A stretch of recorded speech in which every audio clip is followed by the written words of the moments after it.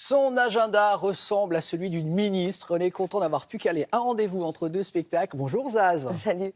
Je regardais alors votre tournée, mais c'est la folie. Vous étiez en Espagne récemment. On a fait une tournée espagnole, ouais. Voilà, vous allez passer par donc des villes de France, mais notamment Paris. Vous serez 16 et 17 avril à la salle Pleyel. Ouais. Ensuite, il y aura le Canada, la Suisse, l'Allemagne, la Pologne.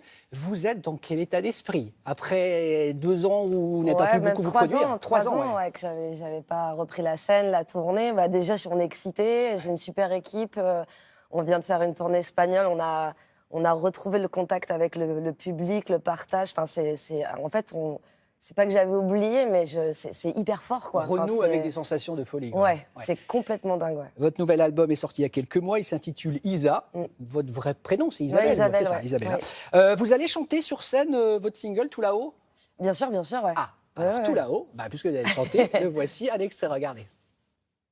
L'air de rien, on est pas mal tout là-haut, on goûte aux étoiles, tout là-haut, on oublie nos certitudes, on chérit la solitude, à faire une escale, tout là-haut, à nourrir le calme, tout là-haut, on ne joue plus d'artifice, on sait pourquoi on existe enfin. Allez, viens. Vous confirmez, Zaz, que cet album, vous l'avez écrit, confectionné pendant le confinement? Ouais, je l'ai travaillé avec des auteurs aussi, compositeurs. Donc vous avez mis ce confinement à profit pour le coup. Exactement, mais j'avais déjà choisi de m'arrêter avant le confinement. Et pour le coup, je sais pas si j'aurais réussi, mais en tout cas là, j'étais forcée de le faire. Ouais. Et j'avais besoin de m'occuper d'Isabelle justement, parce que Zaz prenait un peu toute la place depuis 10 ans. Et j'étais tout le temps dans l'énergie, tout le temps tournée vers l'extérieur. Et là, j'avais envie de m'occuper de ma vie personnelle. Bien sûr. Alors je disais, donc grande tournée internationale, plein de pays, Canada, Suisse, Allemagne, Pologne, Espagne, vous en parliez.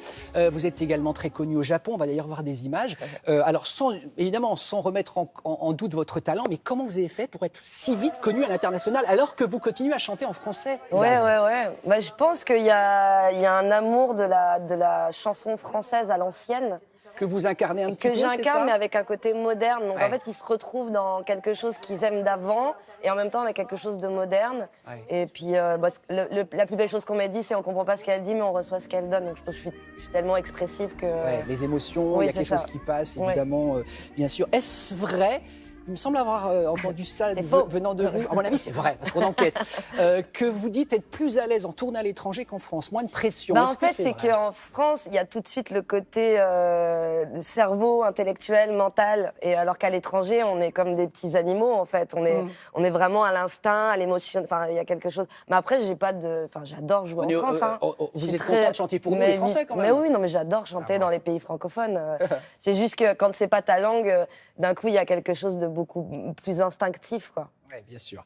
On aime bien dans cette émission se replonger dans les archives, on aime bien. Allez. 2010, quand on tape votre nom dans les archives de l'INA, première prestation télé, il sort Le Cercle de Minuit, vous chantez « Je veux ».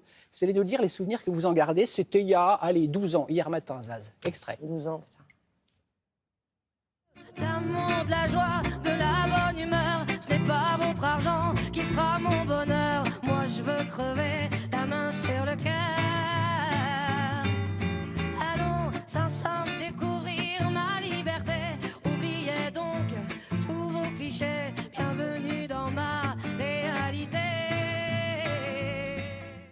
Ouais, c'est une époque, quoi. Mathieu Verlot, Guillaume Juel qui est toujours avec moi, d'ailleurs. Vous êtes resté fidèle à votre équipe du début? Bah non, Mathieu, on ne travaille plus ensemble. Ouais. Mais Guichetot, on travaille toujours ensemble. Et à cette époque-là, Zaz, elle vient d'où, Zaz, de la Zaz de l'époque? Elle rêve évidemment d'être chanteuse, mais... Bah, elle est déjà chanteuse, hein. Oui, mais pardon, alors médiatiquement, on va dire, vous chantiez, bien sûr, mais... En fait, non, je rêvais pas de médiatisation, je rêvais...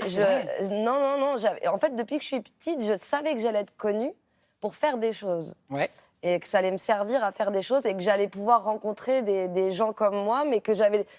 En fait, j'ai rien fait pour vraiment... C'est-à-dire que dès que j'avais besoin de chanter... Ouais. Dès que j'arrivais dans un endroit et que j'avais mangé ce que j'avais à manger, je partais parce que en fait, j'aime pas m'ennuyer. Et puis, une fois que j'apprends plus, je m'ennuie. Ouais.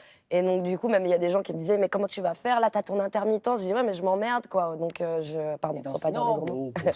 Et donc, du coup, il y a plein de moments où je suis partie, en fait, et sans savoir comment j'allais faire. Donc, même la chanson Je veux vient de ça. C'est qu'à un moment, j'avais un endroit où je pouvais travailler tous les soirs et je gagnais, bon, pas suffisamment, mais je gagnais quand même.